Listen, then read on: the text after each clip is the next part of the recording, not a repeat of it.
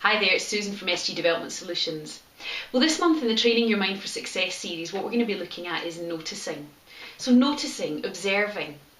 How observant are you? If I was to ask you to describe your front door, how easily could you do that? Or to describe the face on your watch, how much detail could you give me? Now, these are things we look at every day, but how much notice do you take of them? How much attention do you pay to some of the subtle details there? Now, a recent piece of research has said that every day we encounter about 174 newspapers worth of information. That's a massive amount of information. So it's not surprising we don't notice everything.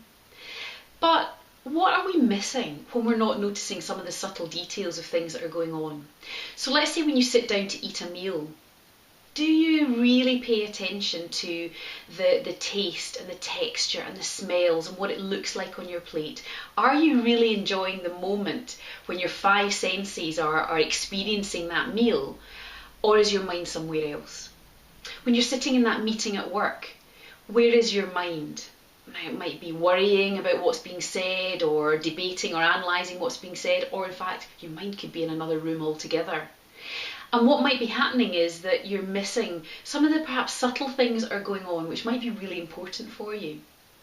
So in any situation that we're in, we are likely to be using our five senses, but possibly at an unconscious or a subconscious level. So we see, but we don't really notice.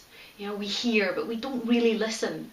And so training your mind for success is about really using your senses in the best possible way that you can. Now, all you really need to do is to just press pause, which you've heard me talking about many times before. But when you're in different situations, just pause for just a few seconds and just notice what you notice. You might want to start just with what you can notice visually, or perhaps what you can hear, or perhaps some sort of physical sensations in your body, perhaps in terms of touch.